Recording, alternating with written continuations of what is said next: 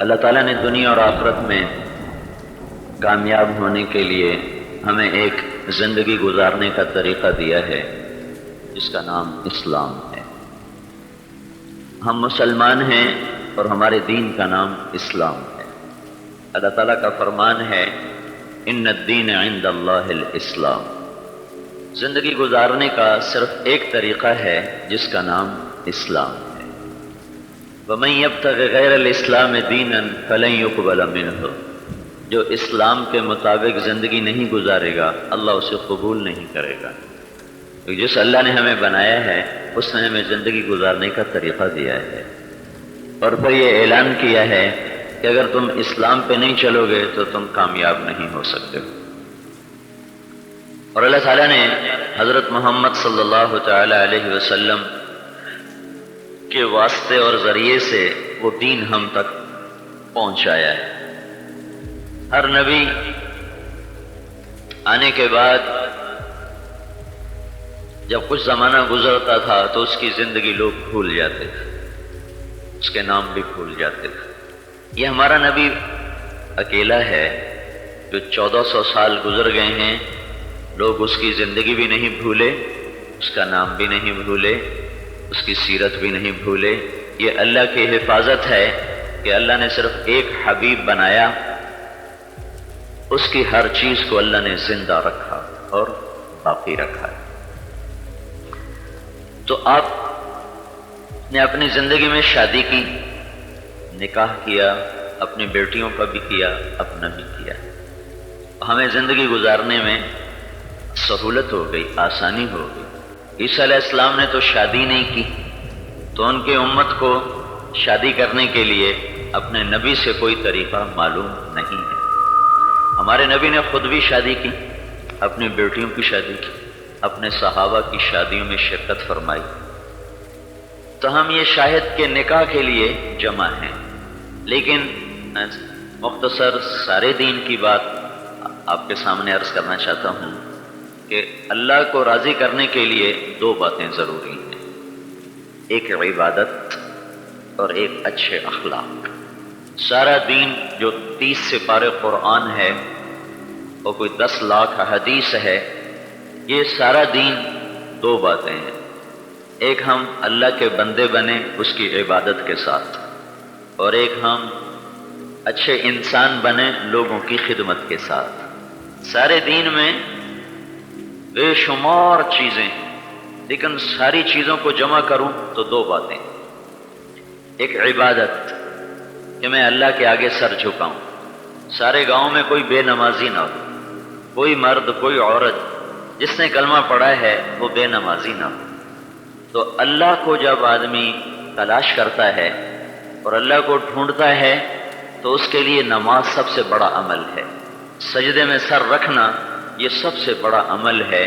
اس کے بغیر آج تک کوئی اللہ کو نہیں پا سکا، اور نماز اتنی ضروری چیز ہے کہ اسلام کی تاریخ میں ایک کربلا کی جنگ ہوئی ہے، شاید قیامت تک ایسا واقعہ دوبارہ نہ پیش آئے، اور اتنا بڑا ظلم شاید دوبارہ نہ ہو کہ آل رسول اور اہل بیت کے سر پر اور گردنوں پر تلواریں چل رہی تھیں، اور دنیا کا سب سے پاک و خون زمین پہ گر رہا تھا۔ نماز کا وقت ہو گیا، ادھر 72 امام کے ساتھی ہیں، ادھر 3000 کتوں کا ایک لشکر ہے جو جمع ہے۔ تو لڑتے لڑتے ظہر کی نماز کا وقت ہو گیا۔ تھوڑی دیر کے بعد یہ سارا مجمع شہید ہو گیا۔ ابھی عصر کا وقت داخل نہیں ہوا تھا کہ امام حسین کے سارے ساتھی شہید ہو گئے، خود بھی شہید ہو گئے۔ تو اب اگر یہ ظہر کی نماز نہ پڑھتے تو کوئی مسئلہ نہیں تھا، جنت تو ویسے ہی کھل گئی تھی۔ اللہ تعالیٰ کو امام حسین کو تھوڑی سی نیند آئی تو ایک دم بیدار ہو کر کہنے لگے ابھی اللہ کے رسول کو خواب میں دیکھا ہے، فرما رہے تھے بیٹا میں تمہیں لینے آیا ہوں۔ تو اب اگر نماز نہ بھی پڑھتے تو کیا حرج تھا، لیکن اس سے زیادہ تیز دھوپ تھی، اور ادھر سے 3000 انسانوں کے تیر نکل رہے تھے، اور نیزے تھے اور تلواریں تھیں، اور ادھر کل پیچھے 52 آدمی رہ گئے تھے، 30 شہید ہو گئے تھے، پیچھے 50 جمع 2 52۔ تو امام حسین نے اپنے ساتھیوں سے کہا نماز پڑھو، نماز پڑھو، اور اپنے ایک سردار سے کہا زہیر سے کہ جاؤ شمر سے کہو تھوڑی دیر کے لیے لڑائی بند کرو، ہمیں نماز پڑھنے دو۔ تو شمر نے جا کے، زہیر رضی اللہ عنہ نے جا کے شمر سے کہا جنگ بند کرو، نماز پڑھنی ہے۔ وہ کہنے لگا ہم جنگ بند نہیں کریں گے، ہم لڑیں، ہم مریں۔ تو انہوں نے واپس آ کے کہا جی وہ کہتے ہیں ہم جنگ بند نہیں کریں گے۔ تو پھر امام صاحب نے فرمایا تم ایسا کرو، آدھے ان کے ساتھ لڑائی کرو، آدھے نماز پڑھو۔ تو 26 آدمی 3000 سے لڑتے رہے اور 26 نے اللہ اکبر کر کے نماز شروع کر دی۔ پانی بھی کوئی نہیں کہ وضو کریں، شاید اپنے خون سے وضو کر رہے تھے کہ خون ہی خون تھا سارے بدن سے، اور مٹی بھی کوئی نہیں تھی کہ وہ اٹھا کے تیمم کر سکیں۔ بہرحال تیمم کیا، اور کسی کا ہاتھ کٹ چکا ہے، کسی کا پاؤں کٹ چکا ہے، کسی کے کمر میں تیر ہے، کسی کی پسلی میں تیر ہے، کسی کے سینے میں تیر ہے، اور خون پانی کی طرح بہ رہا ہے، اور اللہ اکبر، یہ عجب نماز پڑھی گئی۔ تو تمہارے گاؤں کا کیا نام؟ تو جنان سومرو والے اذان ہو اور 2 آدمی نماز پڑھنے جائیں اور 98 مسجد میں نہ جائیں تو یہ اللہ کو کیسے جواب؟ اللہ کے رسول کے سب سے پیارے حسن اور حسین، سب سے محبوب ہستیاں اور جنت کے سردار، اللہ کے نبی نے کہا میرے بیٹے حسن اور حسین جنت کے سردار ہیں، وہ تو نماز چھوڑتے نہیں۔ اور یہ سومروں کا کہ جی اللہ بخشم، اللہ بخشے سی، اللہ بخشے سی، تو اللہ غفور الرحیم، تو یہ ہمیں شیطان نے دھوکہ دیا ہے۔ پھر ان 26 آدمیوں نے نماز پڑھ کے آ کے دشمن کے سامنے کھڑے ہو گئے، پھر دوسرے 26 نے جا کے نماز پڑھی، اور اسی طرح پڑھی ہے کہ خون ہی خون ہے، اور اللہ اکبر، اور سجدوں میں سبحان ربی العالی۔ یہ ایسی نماز 1400 سال میں شاید ہی کسی موقع پر پڑھی گئی ہو۔ یہ بتایا گیا کہ جو جنت کے سردار ہیں وہ بھی نماز نہیں چھوڑ سکتے، تو یہ سومر والے کیسے نماز چھوڑتے ہیں؟ اور ان کے لیے کیسے گنجائش ہے کہ اللہ اکبر کے بعد حی علی الصلاۃ، آ جاؤ نماز کے لیے، آ جاؤ نماز کے لیے۔ یہ دن میں 5 دفعہ اذان اور 10 دفعہ اعلان، آ جاؤ آ جاؤ۔ تو پھر صرف 2 آدمی مسجد میں جائیں، نہ کوئی بوڑھا جائے، نہ کوئی جوان جائے، نہ کوئی وڈیرا جائے، نہ کوئی ہاری جائے، تو یہ کتنا بڑا ظلم ہو گیا، کتنی بڑی ہم نے اپنے اوپر زیادتی کی ہے کہ اللہ کے بلانے پر ہم اس کے گھر نہیں گئے ہیں۔ تو بھائیو، سب سے پہلی بات جو اسلام میں ہے جس سے آدمی اللہ کو راضی کرتا ہے وہ عبادت ہے، عبادت۔ اور عبادت میں سب سے بڑی چیز نماز ہے، کہ نماز کے بغیر اللہ کا نہ تعلق ملتا ہے نہ اللہ راضی ہوتا ہے۔ تو پھر دوسری چیز ہے اچھے اخلاق۔ ہمارے نبی جب دنیا سے جا رہے تھے تو آپ نے 2 باتیں فرمائی تھی، 2 باتیں۔ الصلاۃ، میری امت جنان سومر والو نماز نہ چھوڑنا، نماز نہ چھوڑنا۔ سندھ والو، پنجاب والو، بلوچستان والو، نماز نہ چھوڑنا۔ میں سندھ بھی سارا پھرا ہوں، بلوچستان بھی پھرا ہوں، پنجاب بھی پھرا ہوں، 100 میں 2-3 آدمی نمازی ہیں، باقی کوئی مسجد کو نہیں جاتے۔ اور کتنے دیہات دیکھے جن میں ایک مسلمان بھی نماز پڑھنے والا کوئی، ایک بھی کوئی۔ اور سب سے پہلا سوال اللہ کے دربار میں موت کے بعد آخرت اور حشر میں نماز کا ہے۔ تو اللہ کے نبی نے کہا میری امت نماز نہ چھوڑنا۔ دوسرا کیا کہا؟ وما ملکت ایمانکم، اپنے اخلاق اچھے کرنا، اور اپنے ملازم، اپنے نوکر، اپنے ہاری، ان کے ساتھ اچھا سلوک کرنا، ان کی مزدوری نہ کھا جانا، ان کی محنت نہ کھا جانا، ان پہ ظلم نہ کرنا، ان پہ زیادتی نہ کرنا۔ یہ اچھے اخلاق ہیں کہ سارا دین 2 چیزوں سے مکمل ہوتا ہے، ایک عبادت جو میں اللہ کے آگے سر جھکاتا ہوں، ایک اچھے اخلاق جس سے میں لوگوں کی خدمت کرتا ہوں، ان کے سامنے میں چھوٹا بن جاتا ہوں، اور ان کو تکلیف پہنچانے سے بچتا ہوں، ان کو دکھ دینے سے بچتا ہوں۔ میرے نبی نے فرمایا جب مزدور تمہارے پاس مزدوری کرے تو اس کا پسینہ خشک ہونے سے پہلے اس کی مزدوری اس کے ہاتھ میں رکھ دو۔ کتنا حق بتایا ہے مزدور کا اور غریب کا کہ جب وہ مزدوری کر لے تو اس کا پسینہ خشک ہونے سے پہلے اس کے ہاتھ میں اس کے پیسے دے دو، تاکہ وہ اپنے بچوں کے لیے روٹی لے کر جائے، اپنے بچوں کے لیے خوراک لے کر جائے۔ تو دو باتیں ہیں، ایک عبادت، ایک اخلاق، کہ اللہ کے بندوں کے ساتھ محبت، حسن سلوک، درگزر اور معاف کرنا، یہ ہماری عادت بن جائے اور یہ ہماری فطرت بن جائے۔ ہم گالی کے مقابلے میں گالی نہ دیں، دعا دیں، اور ظلم کے بدلے میں ظلم نہ کریں، معاف کریں۔ یہ دو چیزوں سے جا کر دین مکمل ہو جاتا ہے۔ جب ہمیں کسی پر غصہ آتا ہے، چلو بھائی اس پہ جھوٹا پرچہ ڈال دو، اس کو جیل میں ڈال دو۔ تو کتنے لوگ ہیں جو پنجاب کی جیلوں میں، سندھ کی جیلوں میں جھوٹے کیس کی وجہ سے جیل میں پڑے ہوئے۔ یہ ظلم ہے۔ صرف اتنا ظلم نہیں کہ اس کو قتل کر دو، یہ بھی بڑا ظلم ہے کہ کسی کی مزدوری نہ دو، کسی کا حق نہ دو، کسی کو جھوٹے پرچہ میں ڈال کے اسے جیل میں ڈال دو، یہ بھی بڑا ظلم ہے۔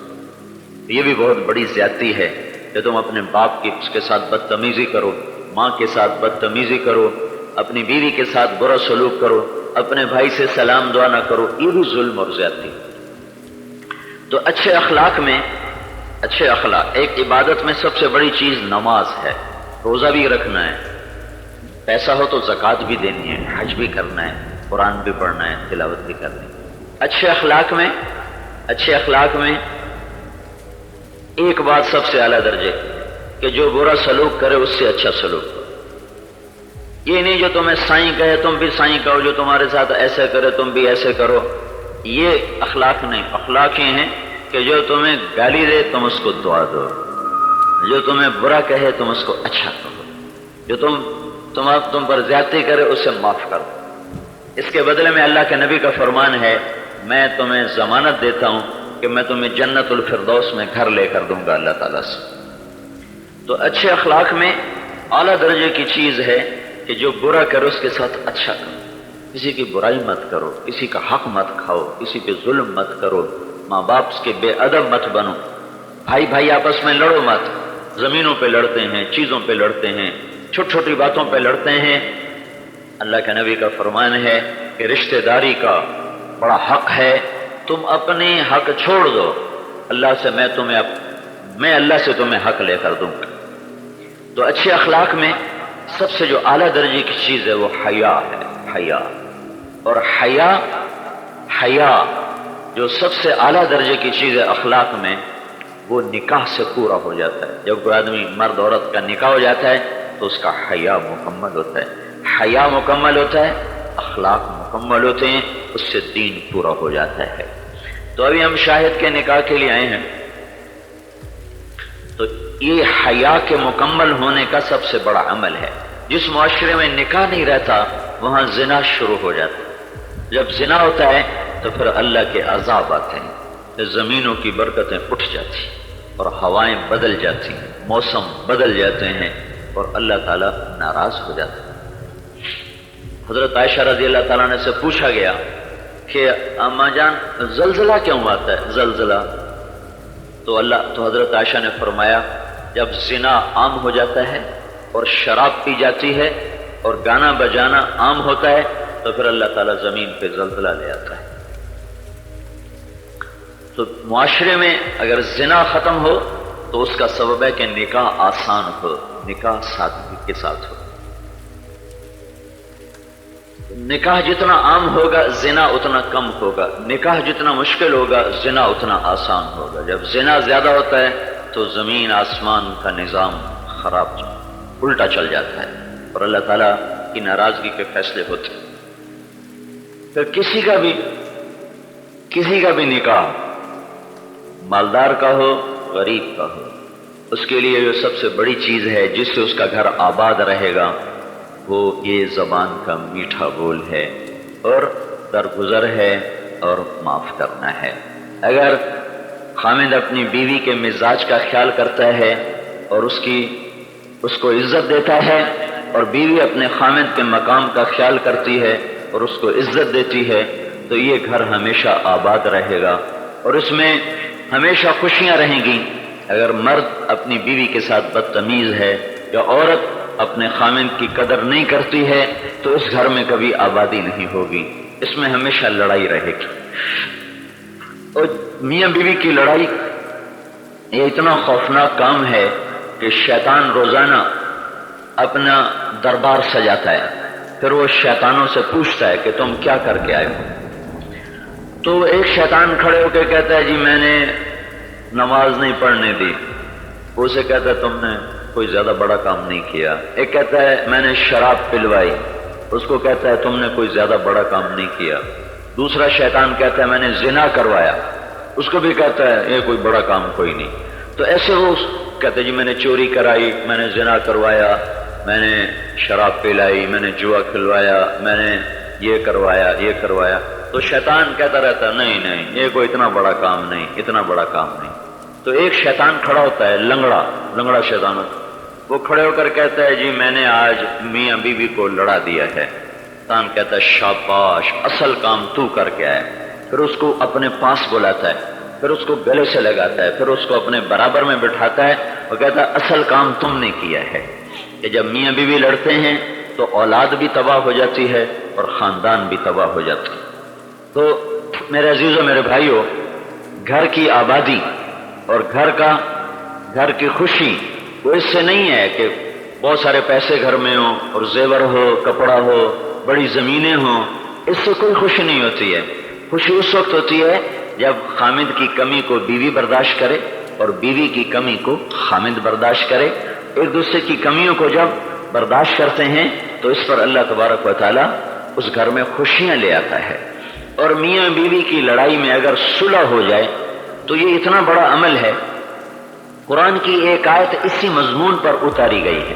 دو میاں بیوی میں جھگڑا ہو گیا، مرد طاقتور ہوتا ہے، عورت کمزور ہوتی ہے، اس لیے ہمیشہ زیادہ ظلم مردوں کی طرف سے ہوتا ہے، عورتوں کی طرف سے بہت کم ہوتا ہے۔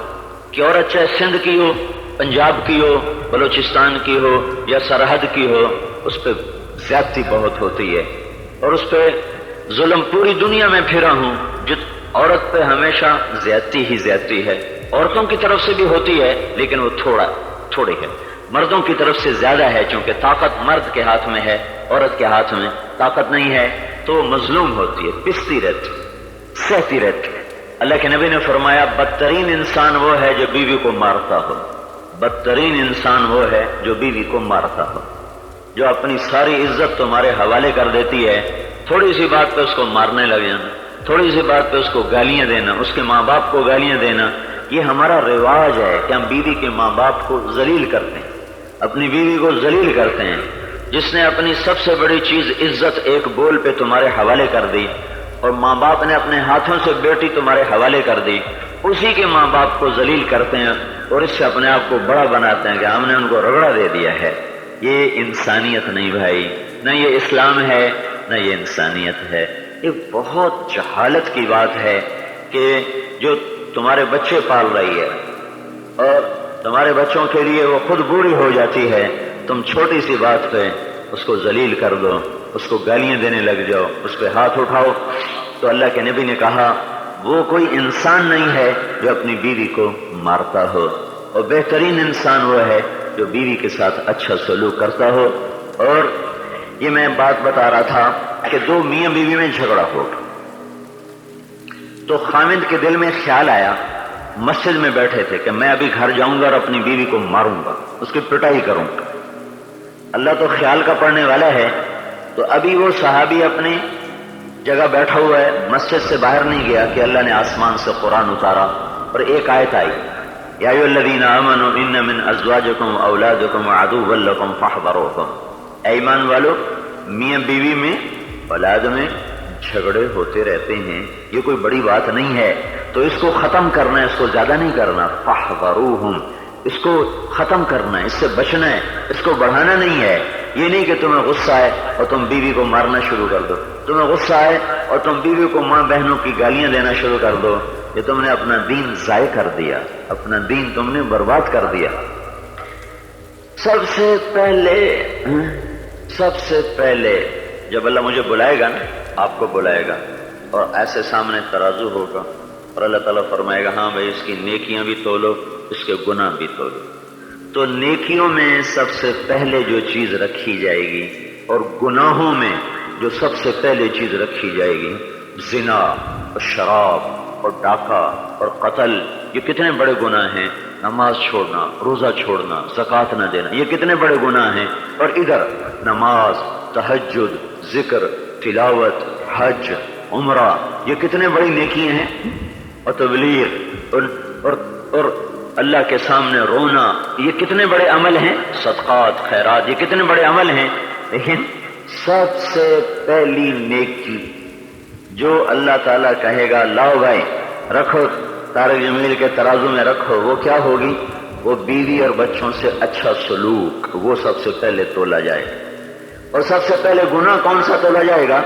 بیوی اور بچوں سے غلط سلوک کرتا تھا، نہ اپنی اولاد کے ساتھ محبت کرتا تھا، نہ اپنی بیوی کے ساتھ اچھا سلوک کرتا تھا، یہ بھی جرم بنے گا اور اس کو دوسری طرف رکھا جائے گا۔ باقی گناہ بعد میں رکھے جائیں گے، باقی نیکیاں بعد میں رکھی جائیں گی۔ اپنی بیوی سے اچھا سلوک یہ اتنا بڑا عمل بنے گا قیامت کے دن کہ اس کو سب سے پہلے تولا جائے، اور اپنی بیوی سے برا سلوک یہ اتنا بڑا گناہ بنے گا کہ اس کو سب سے پہلے تولا جائے۔ تو بھائیو، ہمارا معاشرہ سندھی ہو یا پنجابی ہو، عورت پہ بڑی زیادتی ہوتی ہے، بہت بدتمیزی ہوتی ہے، چونکہ دین نہیں سیکھا ہوا، دین سمجھا ہوا نہیں ہے، دین پڑھا ہوا نہیں ہے۔ تو اللہ تعالیٰ نے آیت اتاری، اے ایمان والو تم میں ہو جائے گا، اونچ نیچ ہو جائے گی، یہ جنت نہیں ہے، کچھ نہ کچھ ہوتا رہتا ہے، تو تم نے کیا کرنا ہے؟ تم نے صلح کرنی ہے، لڑائی نہیں کرنی، بات کو ختم کرنا ہے۔ کیسے ختم کرو؟ ان تعفوا وتصفحوا وتغفروا، ایک تو اس بات پہ مٹی ڈال دو، اس کو چھپا دو، یعنی اس بات کو بڑھنے نہ دو۔ ہوتا کیا ہے، شاید عزیز سے کوئی سخت بات ہو گئی، وہ یہ کہہ رہا تھا، وہ یہ کہہ رہا تھا، اس کی بیوی سے کوئی سخت بات ہوگی، وہ یہ کہہ رہی تھی، پھر ایک بات اور ساتھ ملا دیں گے، ساتھ اپنی طرف سے ملائیں گے، پھر اس کو بڑھاتے بڑھاتے بڑھاتے دونوں میاں بیوی کو لڑا کر اور خوش ہوں گا، دیکھا کیسے لڑا دیا، دیکھا کیسے لڑا دیا ہے۔ ایسا بہت بڑا طبقہ موجود ہے مردوں کا، عورتوں کا، جو آپس میں لڑائیاں کرواتے ہیں اور خود خوش ہوتے ہیں۔ یہ اللہ کی نظر میں اتنے ذلیل ہیں جیسے تمہاری نظر میں پاخانہ اور پیشاب ذلیل ہوتے۔ تو لہٰذا اللہ نے کہا تم ایسا کرو، تین کام کرو، ایک اس بات کو ختم کرو، پھر اس سے دل صاف کرو، پھر ایک دوسرے کو معاف کرو۔ تو کیا ہوگا اگر میاں بیوی آپس میں کسی بات پہ کوئی تکرار ہو گیا، پھر ان دونوں نے صلح کر لی، تو اللہ تعالیٰ کہتا ہے اس پر میں تمہارے پچھلے سارے گناہ معاف کر دوں گا۔ صرف نماز پہ گناہ معاف نہیں ہوتے، فَإِنَّ اللَّهَ غَفُورٌ رَحِيمٌ میں اشارہ ہے کہ تم صلح کرو، میں تمہارے پچھلے سارے گناہ معاف کروں گا۔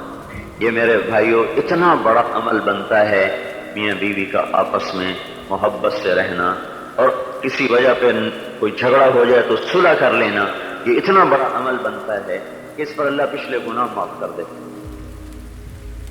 تو آپ سب بھائیوں سے کہتا ہوں، اس کو بھی کہتا ہوں کہ محبت اور سلوک یہ کسی گھر کا سب سے بڑا سرمایہ ہوتا ہے۔ گھر نہ زمینوں سے آباد ہوتے ہیں، نہ جائیداد سے آباد ہوتے ہیں، نہ سونے چاندی اور زیور سے آباد ہوتے ہیں، غریب ہو یا مالدار ہو، ہر گھر کی آبادی وہ اس زبان کے میٹھے بول کے ساتھ۔ تم کسی کو بے عزت کر دو، پھر اس کو سونے کا ہار پہنا دو، اس کے دل میں خوشی کوئی نہیں ہوتی۔ دل خوش ہوتا ہے اچھے سلوک سے، اور دل زخمی ہوتا ہے برے سلوک سے۔ تو زبان کا میٹھا بول صدقہ ہے، زبان کا میٹھا بول ایک غریب کر سکتا، تو اللہ نے فَبِكَلِمَةٍ طَيِّبَةٍ فَبِكَلِمَةٍ طَيِّبَةٍ، تو اللہ کے نبی نے کہا تم میٹھا لہجے میں بول دینا، یہ بھی صدقے کا ثواب لکھا جائے۔ کتنی بڑی بات! تو یہ سارے سومرو سارا سندھ روزانہ ہزاروں صدقے کر سکتا ہے کہ جب بولے میٹھا بول بولے، گالی نہ دے، گالی نہ دے، غیبت نہ کرے، چغلی نہ کرے۔ اور ایک آدمی بول نہیں سکتا ہے، اس کو بولنے میں شرم ہے، تو اللہ کے نبی نے کہا صرف کسی کو ہنس کے دیکھ لو تو یہ بھی صدقے کا ثواب۔ وَابْتِسَامُكَ فِي وَجْهِ أَخِيكَ صَدَقَةٌ، ایک آدمی کو شرم آتی، مجھے بولا نہیں جاتا، اسے بعد میں اچھا تم نہیں بول سکتے ہو، مسکرا کے دیکھو تو اس پر بھی صدقے کا ثواب۔ تو بھائیو، اسلام بڑا خوبصورت طریقہ زندگی ہے جو حقوق بتاتا ہے، جو راستے بتاتا ہے۔ اسلام شادی کی اجازت دیتا ہے، 2 کی 4 کی، لیکن عدل کے ساتھ۔ اگر عدل نہیں کر سکتا پھر 1 کر، حقوق کی رعایت نہیں کر سکتا پھر 1 کر۔ بہت خوبصورت ہمیں طریقہ زندگی اللہ تعالیٰ نے عطا فرمایا ہے۔ جس میں ایک حصہ اللہ کا ہے جو نماز ہے، روزہ ہے، زکوٰۃ ہے، حج ہے، لیکن یہ تھوڑا سا ہے۔ اللہ کا ہم سے یہ مطالبہ نہیں ہے کہ تم 50 نمازیں پڑھو گے، بس 5 پڑھو، 5 دن میں 5 نمازیں کو زیادہ نہیں، سال میں 1 مہینہ روزہ رکھو، بس سارا سال کھاؤ، اور 100 روپے میں صرف 2.5 روپے مجھے دے دو بس۔ تمہاری گندم تو کٹ گئی ہوگی، ہماری کٹ رہی ہے، تمہارے پاس 100 من گندم آ گئی ہے تو 5 من غریب کو دے دو بس، باقی 95 گھر لے جاؤ۔ تمہارے پاس 1000 من گندم آئی ہے تو اس میں 50 من تمہارا نہیں ہے، غریب کا ہے، وہی اس کے گھر پہنچا دو۔ 950 من گھر لے جا، تیرا دانا دانا پاک ہو جائے گا، برکت والا۔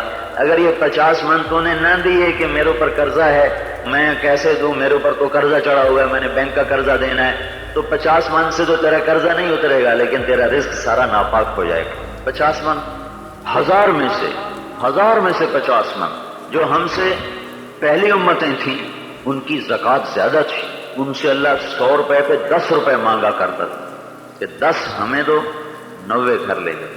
ہم سے 2.5 روپے مانگتا ہے، 2.5 مجھے دے دو، 97.5 گھر لے جاؤ۔ اور ان کھیتیوں میں صرف 20واں حصہ مانگتا ہے کہ 20 من، 19 من گھر لے جاؤ، 1 من فقیر کو دے دو۔ تو یہ جتنے ہیں نا ذمہ دار بڑے، ان کو شیطان کہتا ہے تمہارے اوپر قرضے چڑھو ہیں، تم کہاں سے دو گے، پہلے اپنے قرضے اتارو پھر دو۔ تو وہ غریب کا حصہ کھا جاتا ہے، یہ تو تم مزدوری کھا جاتے ہیں، یہ تو اللہ کا حق ہے۔ ہاں، مزدوری کھانے سے رزق ناپاک ہو جاتا ہے۔ مزدوری رکھ ہاری کو اس کا حق نہ ملا تو دانا دانا سیاہ ہو جائے گا، اور دانا دانا بے برکت ہو جائے گا، اور اس میں سے زکوٰۃ نہ نکلی۔ ایک پیسے کی زکوٰۃ ہے جو روپے کی شکل میں، ایک ان فصلات کی زکوٰۃ ہے جو غلے کی شکل میں، کہ جتنا اللہ نے دیا ہے اس میں سے 20واں حصہ نکالو اور جاؤ غریبوں کو ڈھونڈو اور ان کے گھر پہنچاؤ کہ بھائی اللہ نے مجھے 1000 من گندم دی ہے، 2000 من گندم اللہ نے مجھے دی ہے، یہ 100 من غریب کا ہے، آ جاؤ بھائی۔ دوسرے پلاٹ میں نیت کی کہ جو ضیاء الحق کا عشر ہے وہ دینا، تیسرے میں نیت کی جو اللہ کا عشر ہے وہ دینا۔ اس نیت کے ساتھ انہوں نے کپاس کو لگایا۔ سب سے زیادہ اس پلاٹ میں سے کپاس نکلی جس میں اللہ کا بنایا ہوا عشر نکالنے کی نیت کی تھی، وہ سب سے زیادہ نکلی۔ اس سے کم ضیاء الحق والا عشر، اور اس سے کم جس میں یہ نیت تھی کہ میں نے دینا ہی کوئی ہے۔ تو یہ سارا علاقہ ذمہ داروں کا ہے، آئے بھی ہوئے ہیں، سب کو سنا رہا ہوں کہ بخیل نہ بنو، ظالم نہ بنو، ایک کو اس کا حق دے کر زیادہ دو، تو واپس 10 گنا ہو کے فوراً واپس آئے گا، اور بے شمار گناہ ہو کے اللہ کے خزانوں میں جمع ہو جائے گا۔ اور جو دعا دیں گے وہ اس کے علاوہ ہو۔ کسی غریب کو کپڑا پہنا دو، جب تک اس کے جسم پر وہ کپڑا رہتا ہے، اس کپڑا دینے والے کے لیے ایک فرشتہ نیکیاں لکھتا رہتا ہے، لکھتا رہتا ہے، لکھتا رہتا ہے۔ اسلام 2 چیزوں کا نام، ایک اللہ کا حق، ایک بندوں کا حق۔ اللہ کے نماز کے بغیر بھی معافی کوئی نہیں۔ سارے سندھ میں سخاوت کی دیگیں چڑھا دی اور گھر گھر میں پیسے کی بارش کر دی۔ اگر نماز نہیں پڑھتا تو یہ سب مردود ہو جائے گا۔ پیسے کی بارش کر دی، اگر نماز نہیں پڑھتا تو یہ سب مردود ہو جائے گا۔ نماز تو پڑھتا ہے لیکن لوگوں کا حق کھا جاتا ہے تو یہ اس کی نمازیں مردود ہو جائیں گی، اس کی نماز اسے بچا نہیں سکتی۔ کسی کے 4 آنے 25 پیسے کھا گیا تو 700 نمازیں دینی پڑیں گی اللہ کے دربار۔ تو بھائی جیسے مال کا حق ایسے عزت کا بھی حق ہے، جیسے مال کی چوری ہے عزت کی بھی چوری ہے۔ اگر میں نے کسی کو ماں بیٹی کی گالی دی تو میں نے اس کی عزت پہ ڈاکہ ڈالا ہے۔ وہ میرے گھر سے گندم چرا کے لے جائے، میں اسے تو چور سمجھتا ہوں، لیکن میں نے کسی کو گالی دے دی تو میں اپنے آپ کو چور نہیں سمجھتا کہ میں نے اس کی عزت پہ ڈاکہ ڈالا ہے۔ تو یہ 2 طرح کی ظلم ہے، ایک مال کا، ایک عزت کا۔ نہ عزت کے ظالم بنو نہ مال کے ظالم بنو، تو تمہیں اللہ اتنا دے گا تمہاری نسلیں نہیں سنبھال سکتی۔ تو اللہ تبارک و تعالیٰ نے دین صرف نماز کا نام نہیں، روزہ حج زکوٰۃ کا نام نہیں، بلکہ ادھر عبادت جو اللہ سے ملاتی، ادھر حقوق العباد جو لوگوں سے ملاتے ہیں، جس میں میں کہہ رہا تھا کہ اگر تمہیں بولنا نہیں آتا تو میٹھا بول نہیں سکتے تو مسکرا کے دیکھ دو، یہ بھی صدقہ ہے۔ اور اللہ نے رزق دیا ہے خرچ کرو، جس کا آخری درجہ زکوٰۃ 2.5% اور مال ہے، اور فصلات میں ہے 20واں حصہ، اس میں 20 کا 1 من تلاش کرو، پہنچاؤ۔ اس کو اللہ لوٹا کر اللہ آپ کی زمینوں میں برکت دے گا، موسموں میں برکت دے گا۔ لوگوں کی فصلیں طوفان سے خراب ہوں گے، تم پہ طوفان نہیں آئے گا۔ ہمارے دوست تھے سردار ظہور خان لغاری رحمۃ اللہ علیہ، ہماری جماعت میں چلتے، ان کا علاقہ ڈیرہ غازی خان چوٹی، اور اس کے پیچھے یہ پہاڑ ہیں، کوٹ منرو کے پہاڑ ہیں۔ جب بارشیں زیادہ ہوں تو پہاڑوں سے پانی آتا ہے، جو ایسے سیلاب بنتا ہے، وہ ساری فصلوں کو بہا کے لے جاتا ہے۔ تو ان میں یہ جو ظہور خان تھے، یہ اپنی پورا عشر ادا کیا کرتے۔ تو اس سال ہوئی بارشیں اور اوپر سے طوفان آیا پانی، اور یہ سامنے جا رہا، یہاں ان کے 100 ایکڑ کپاس لگی ہوئی، 100 ایکڑ کپاس لگی ہوئی۔ تو پانی یوں آیا، اور جب ظہور خان کی زمین آئی تو اس نے یوں منہ موڑا، یوں رخ موڑا، اور یوں ہوتا ہوا 100 ایکڑ کو چھوڑ کر پھر آگے ہر شے تباہ کر کے چلا گیا۔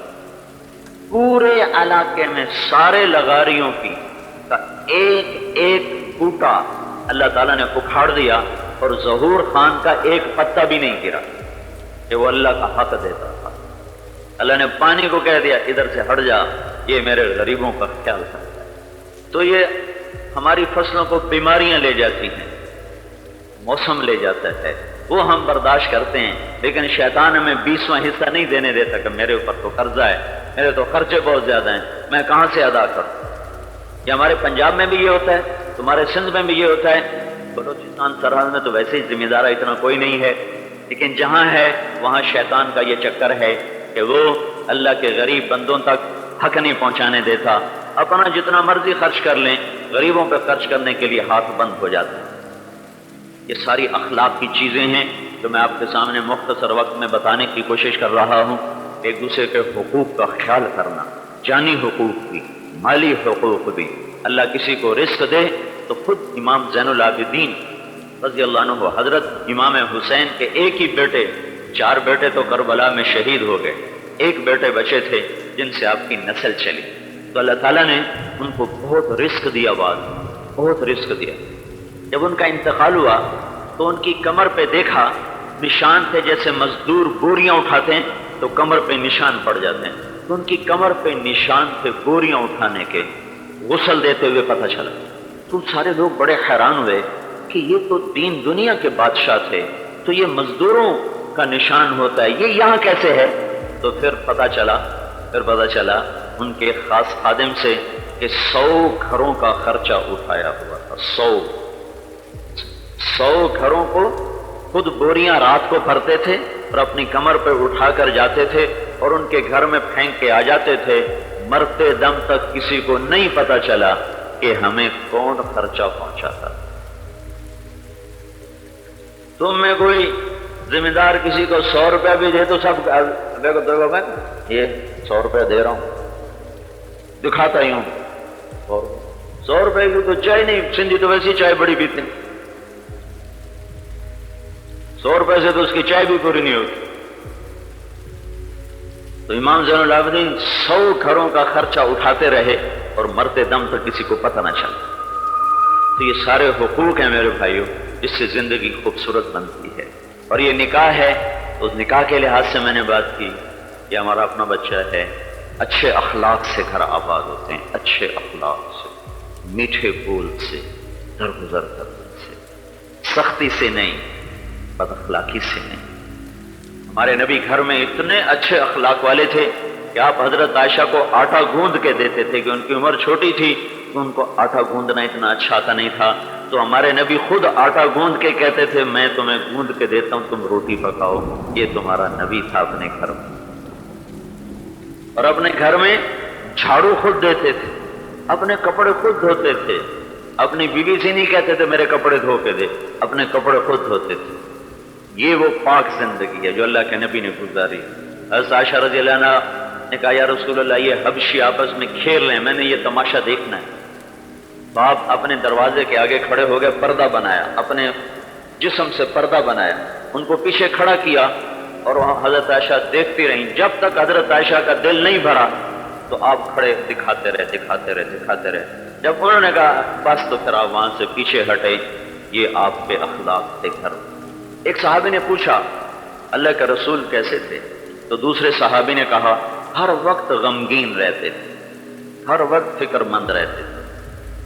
یہی بات ایک صحابی نے حضرت عائشہ سے پوچھی کہ اللہ کے نبی کیسے تھے، تو انہوں نے کہا ہر وقت ہنسنے والے تھے، ہر وقت مسکرانے والے تھے۔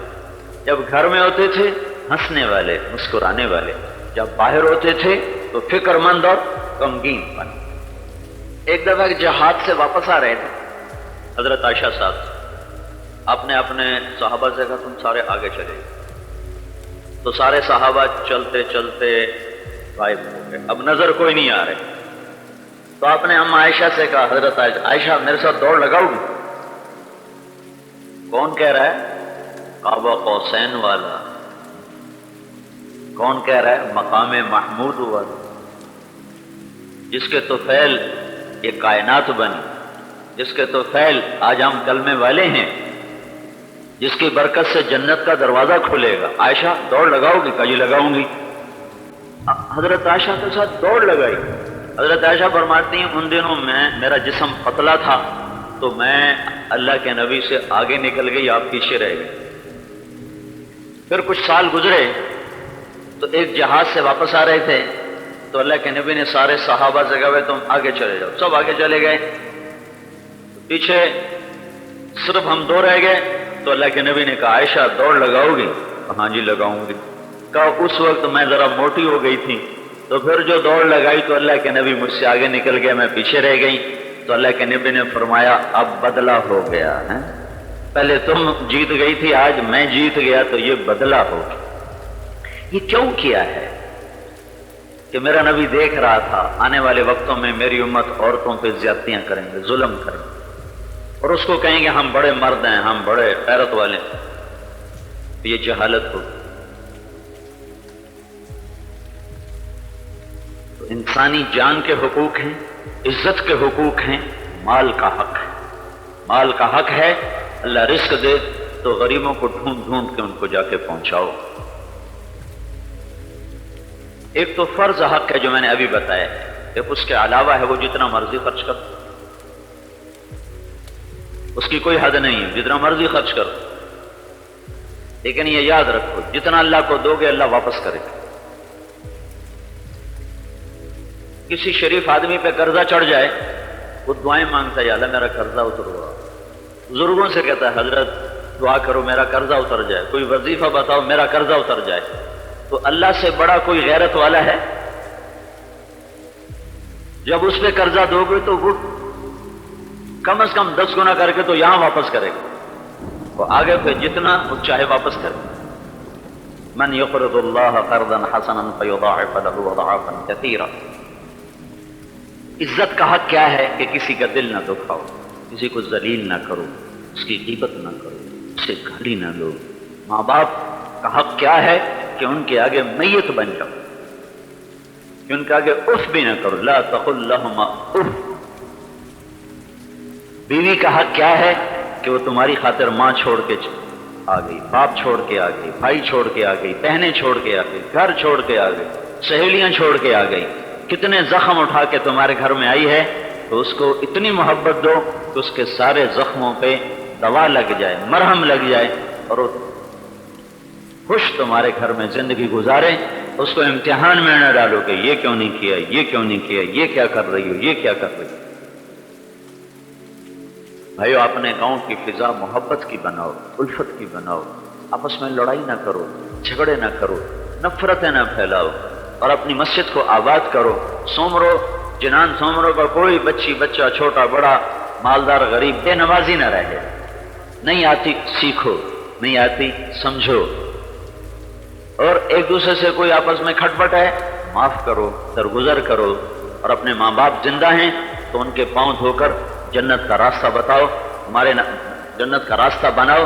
ہمارے نبی نے فرمایا اگر میری ماں زندہ ہوتی اور میں عشاء کی نماز کے لیے مصلی پہ ہوتا اور سورۃ فاتحہ شروع کر چکا تھا اور میری ماں مجھے بلاتی محمد، تو میں نماز توڑ کے کہتا جی اماں جی نماز پھر پڑھوں گا۔ یہ ماں باپ کا مقام۔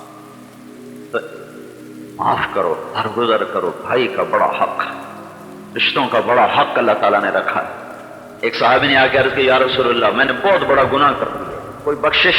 کہ تیری ماں زندہ ہے؟ کہا جی مر گئی۔ کہ تیری خالہ زندہ ہے؟ کہا جی۔ کہ جا اس کی خدمت کر معاف ہو جائے گا۔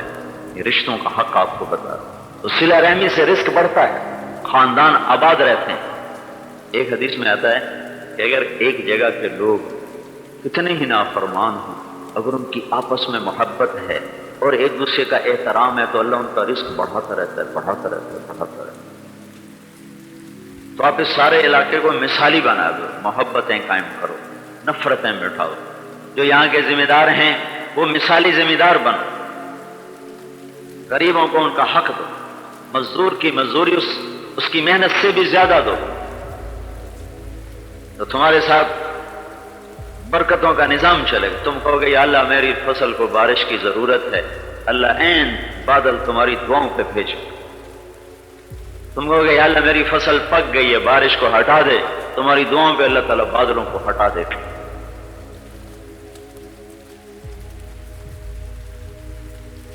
تو یہ ماحول آپ اپنے علاقے میں قائم کرو کہ یہاں کے غریب، یہاں کے ذمہ داروں کو دعائیں دیں، یہاں کے وڈیروں کو دعا دیں کہ ہمارے لیے بڑی رحمت ہیں، ہمارا حق ملتا ہے، اور پسینہ خشک ہونے سے پہلے ان کی مزدوری ان کے گھر میں پہنچاؤ، تو واپسی کی برکتیں تم خود اپنی آنکھوں سے دیکھو۔ تو نیت کرتے ہو نا بھائی سارے؟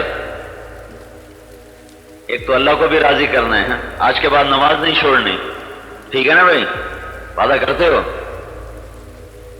میرے ساتھ نہ بھی کیا ہو، اللہ سے تو کیا کہ نہیں کیا؟ لا الہ الا اللہ پڑھا ہے، محمد رسول اللہ بھی پڑھا ہوا ہے نا؟ کہو کلمہ پڑھو سارے۔ اب یہ تو وعدہ تو اللہ سے ہے کہ عالم نماز نہیں چھوڑیں گے، تو میری تو کوئی حیثیت نہیں، میں تو خالی یاد کرا رہا ہوں۔ جتنے آپ آئے بیٹھے ہو، کم از کم آپ میں آج کے بعد کوئی بے نمازی نہ ہو۔ تمہیں نہیں آتی بس شروع کر دو، اور پھر تھوڑا تھوڑا کر کے سیکھو کہ اللہ کے گھر جانا تمہارا شروع ہو جائے۔ اور یہ جتنا مجمع بیٹھا ہوا ہے، اگر آپس میں لڑے ہوئے ہو، کوئی اللہ کرے کوئی بھی نہ ہو، تو اٹھ کے صلح کر لینا، معافی مانگ لینا۔ جو معافی مانگنے میں پہل کرتا اس کا درجہ بڑا ہو جاتا ہے۔ ایک دفعہ ایک حضرت علی کے بیٹے ہیں، ان کا نام ہے محمد، یہ دوسری بیوی سے، فاطمہ سے تو دو ہوئے، حسن حسین، یہ ہیں، ان کی ماں کا نام ہے حنفیہ۔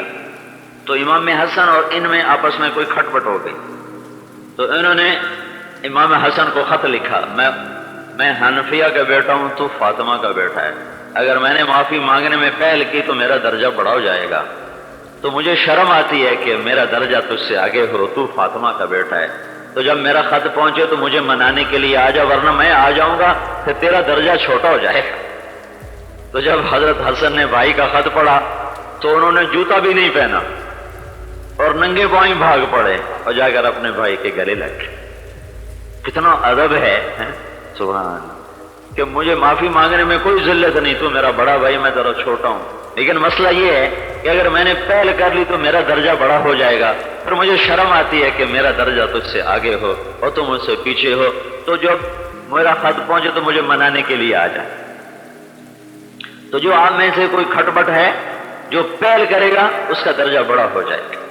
ایک دوسرے کو معاف کرو، ایک دوسرے سے درگزر کرو، تو تمہاری محبت بھی ایک بڑا عمل ہے جو تمہیں جنت میں پہنچائے گا۔ اس کی نیت کرتے ہو نا بھائی؟ سن 2000 میں ہم آئے تھے، ہماری جماعت تھی، سارے سندھ میں تقریباً سفر کیا، ادھر وہ مٹھی تک گئے تھے۔ اس سفر میں یہ ٹنڈو محمد خان میں اس کے دادا نے ہمارے ناشتے پر دعوت کی، شاہد کے دادا نے۔ تو ٹنڈو محمد خان کی ایک مسجد میں تھوڑا سا بیان بھی کیا اور پھر ناشتہ تھا، تو میں نے اس کو دیکھا وہاں، تو اس کو مجھے کسی نے تعارف کروایا کہ یہ عبدالخالق صاحب کا پوتا ہے۔ تو میں نے اس سے پوچھا تم عالم بننا چاہتے ہو؟ اس نے کہا دل تو کرتا لیکن ماں باپ مانتے نہیں۔ تو جب ہم ناشتے پر بیٹھے تو میں نے اس کے دادا سے کہا کہ آپ سے ایک درخواست کرنا، تو انہوں نے فرمایا جی حکم کریں۔ میں نے کہا یہ بچہ ہمیں دے دو، اس کو میں دین پڑھاؤں گا۔ تو انہوں نے فرمایا کہ سائیں یہ ڈاکٹر بنے گا، اس کا باپ بھی ڈاکٹر ہے۔ تو میں نے کہا ابا ڈاکٹر بن جائے بیٹا عالم بن جائے تو دونوں طرف کام ہو جائے گا۔ تو اس کے دادا نے کہا سائیں یہ ڈاکٹر بن کے بھی دین کا کام کرے گا۔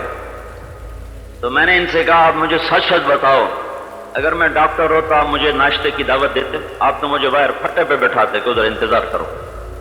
تو آپ نے جو مجھے ادھر دعوت دی ہے تو اس لیے دی ہے کہ یہ دین کا عالم ہے، اس لیے تو نہیں دی کہ میں کوئی ڈاکٹر ہوں، میں نے بھی ڈاکٹری چھوڑ کے علم پڑھا ہے۔ تو پھر یہ ہنس پڑے، انہوں نے کہا اچھا ٹھیک ہے آپ لے جاؤ۔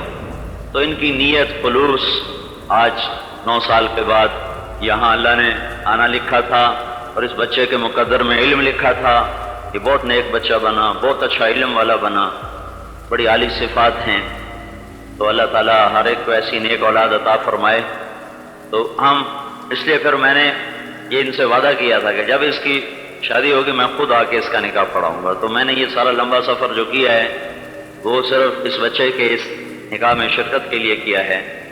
تو اللہ تعالیٰ ان کا گھر آباد رکھے۔ اب تو آپ سارے بھائی نے نیت کر لی نا بھائی، ایک تو نماز نہیں چھوڑنی، ٹھیک ہے، ایک آپس میں لڑائی نہیں کرنی، اور یہ کام بڑے آسان ہے۔ تبلیغ میں جاؤ، ہر مہینے 3 دن کی جماعتیں بناؤ اور اللہ کے راستوں میں پھرو، تو انشاءاللہ آپ کا دین بھی سلامت ہو جائے گا، دنیا بھی سلامت ہو جائے گی۔ تو سارے بھائی ابھی جو اجتماع ہو رہا ہے 26 مئی سے، اس سے آپ اپنے علاقے سے جماعتیں بنا کے جاؤ، اجتماع میں شرکت کرو اور وہاں سے آگے وقت بھی لگاؤ، تو اس کی بھی سارے بھائی نیت ارادہ کر لو، ٹھیک ہے جی۔ الحمدللہ وکفا وسلام علی عبادہ الذین اصطفى، اما بعد فاعوذ باللہ من الشیطان الرجیم، بسم اللہ الرحمن الرحیم۔ یا ایھا الناس انا خلقناکم من ذکر وانثى وجعلناکم شعوبا وقبائل لتعارفوا ان اکرمکم عند اللہ اتقاکم، وقال النبی صلی اللہ علیہ وسلم اعظم النکاح برکۃ ایسرہ مؤونہ، وقال النبی صلی اللہ تعالی علیہ وسلم النکاح من سنتی، وقال فمن رغب عن سنتی فلیس منی۔ زینب بنت نور، اچھا وہ انتقال کر دیں، ان کی جگہ کون ہے؟ آپ کیا ہیں؟ آپ بچی کے ماموں ہیں؟ اچھا ٹھیک، اچھا تمہارے بھی مہر کیا ہے؟ یہ تو ایک لکھا ہوا، دو پر مہر حیثیت کے مطابق ہونا چاہیے۔ ہاں بھائی شاہد عزیز، میں نے زینب بنت نور احمد مرحوم کو 2 تولے مہر معجل کے تمہارے نکاح میں دیا، تو نے قبول کیا؟ اللہم لک الحمد کما انت اہلہ، وصلی علی محمد کما انت اہلہ، وافعل بنا ما انت اہلہ، انک اہل التقوی واہل المغفرہ، اللہم اجمعہما علی خیر واسعد جدہما وبارک فی نسلہما واصلحہم واصلح ذات بینہم وألف بین قلوبہم وأخرج منہما ذریۃ صالحۃ طیبہ واجمعہما علی خیر وأخرج منہما البغضاء والشحناء والحسد والبغض وألف بین قلوبہم وحبب بعضهم إلى بعض، اللهم إنا نسألك فعل الخيرات وترك المنكرات وحب المساكين، اللهم إنا نسألك من خير ما تعلم ونعوذ بك من شر ما تعلم ونستغفرك لما تعلم إنك علام الغيوب۔ یا اللہ ان دونوں میں برکتیں عطا فرما، رحمتیں عطا فرما، خاندانوں میں جوڑ پیدا فرما، الفت و محبت کو پروان چڑھا، آپس کی یا اللہ عداوتیں اور دوریاں یہ ختم فرما اور نیک اولاد کے وجود میں آنے کا ذریعہ بنا، جان بہن کے لیے خیرات کا، برکات کا سبب بنا، اور ہر قسم کے شرور سے اور ہر قسم کے فساد سے اور ہر قسم کی اللہ اندر باہر کی تکلیفوں پریشانیوں سے محفوظ فرما۔ جتنا مجمع آیا ہوا ہے ہم سب کو اپنے فضل و احسان سے قبول فرما اور ہم سب سے تو راضی ہو جا۔ وصلی اللہ تعالی علی النبی۔ معاشرے کو حسین اور خوبصورت بنانے کے لیے اللہ کے نبی صلی اللہ علیہ وسلم کی جہاں بہت ساری باتیں ہیں، وہاں ایک بہت پیاری بات یہ ہے کہ آقا کریم صلی اللہ علیہ وسلم نے اور خود اللہ تعالیٰ نے انسانوں کو انسان سے جوڑنے کی ترغیب دی ہے، رشتوں کو جوڑنے کی ترغیب دی ہے۔ اللہ کے نبی صلی اللہ علیہ وسلم نے اور اللہ تعالیٰ نے رشتوں میں توڑ پیدا کرنے کو منع فرمایا ہے، بلکہ ایک مسلمان کا دوسرے مسلمان سے توڑ رکھنا، ایک رشتے کو دوسرے رشتے سے توڑ رکھنے کو بدترین گناہ قرار دیا ہے۔ آج یہ دونوں باتیں ہم جانیں گے۔ پہلی چیز صلہ رحمی کی کیا اہمیت ہے، یعنی رشتوں کو جوڑنے کی کیا فضیلت ہے، اور اسے توڑنے کی کتنی سخت گناہ ہے، ان دونوں باتوں پر ہم گفتگو کریں گے۔ جہاں تک بات رشتوں کو جوڑنے کی ہے تو اللہ تعالیٰ نے ایک ایمان والے کی صفت ہی یہ بیان فرمائی ہے کہ ایمان والے وہ ہوتے ہیں جو رشتوں کو جوڑتے ہیں۔ والذین یصلون ما امر اللہ بہ ان یوصل ویخشون ربهم ویخافون سوء الحساب۔ اللہ تعالیٰ نے بتایا کہ ایمان والے ان رشتوں کو جوڑتے ہیں جنہیں جوڑنے کا اللہ تعالیٰ نے حکم دیا ہے، اور رشتوں کے حقوق کے سلسلے میں وہ اللہ تعالیٰ سے ڈرتے ہیں، برے حساب سے ڈرتے ہیں۔ قرآن نے یہ بات بیان فرمائی کہ ایمان والے یعنی جس کے دل میں اللہ اور اس کے رسول صلی اللہ علیہ وسلم کی محبت ہوتی ہے، وہ رشتوں کے حقوق کی ادائیگی میں اللہ تعالیٰ سے ڈرتے ہیں۔ کوئی ایسا کام نہیں کرتے جس سے رشتہ دار کو تکلیف ہو یا رشتہ دار کی حق تلفی ہو، کیونکہ وہ اللہ تعالیٰ سے ڈرتے ہیں۔ وَيَخَافُونَ سُوءَ الْحِسَابِ، اور اگر اس معاملے میں کوئی تکلیف ان کو پہنچ جاتی ہے تو اس پر اللہ کی رضا کے لیے صبر کرتے ہیں۔ وَالَّذِينَ صَبَرُوا ابْتِغَاءَ وَجْهِ رَبِّهِمْ، یعنی کہ اپنے پروردگار کو راضی اور خوش کرنے کے لیے اگر زندگی میں کوئی تکلیف پہنچتی ہے، بالخصوص رشتوں کو نبھانے میں، رشتوں کے حقوق کی ادائیگی میں کوئی تکلیف پہنچتی ہے، تو ایمان والا اللہ کی رضا کے لیے صبر کرتا ہے، اور اللہ کی رضا کے لیے وہ نماز قائم کرتا ہے، لوگوں میں خرچ کرتا ہے۔ وَأَنفِقُوا مِمَّا رَزَقْنَاهُمْ سِرًّا وَعَلَانِيَةً، اور جو کچھ اللہ تعالیٰ مال دیتے ہیں ان میں سے وہ اعلانیہ طور پر بھی خرچ کرتے ہیں، پوشیدگی کے ساتھ خرچ کرتے ہیں۔ تو اس آیت میں اللہ تعالیٰ نے رشتوں کو جوڑنے کی ایک فضیلت بیان فرمائی، ایمان والے کی ایک اہمیت بیان فرمائی کہ اس کے دل میں رشتوں کی قدر ہوتی ہے، وہ رشتوں کو جوڑتے ہیں، رشتوں کو توڑتے نہیں ہیں۔ اور خود اللہ کے نبی صلی اللہ علیہ وسلم نے کتنی بہترین رہنمائی فرمائی، ایک حدیث جو انسانی پورے وجود کو جھنجھوڑنے والی ہے اور پوری انسانیت کی رہنمائی کرنے والی ہے۔ اللہ کے نبی صلی اللہ علیہ وسلم نے 3 باتیں ارشاد فرمائی۔ ایک بات یہ ارشاد فرمائی، وَاعْفُ عَمَّنْ ظَلَمَكَ، اگر تمہارے ساتھ کوئی ظلم کرے تو اسے معاف کرو۔ دوسری بات اللہ کے نبی صلی اللہ علیہ وسلم نے فرمایا کہ وَاعْطِ مَنْ حَرَمَكَ، اگر کوئی تمہیں محروم کرے تو اسے تم عطا کرو۔ ایسا نہ ہو کہ فلاں آدمی ہمیں نہیں پوچھتا تو ہم بھی اسے نہیں پوچھیں گے، ایسا نہیں، بلکہ جو تمہیں محروم کرے اسے عطا کرو۔ وَاعْطِ عَمَّنْ صَلَكَ صِلْ مَنْ قَطَعَكَ، فرمایا کہ جو تم سے رشتہ توڑے اس سے تم رشتہ جوڑو، یعنی کہ جو تمہارے ساتھ قطع تعلق رکھے۔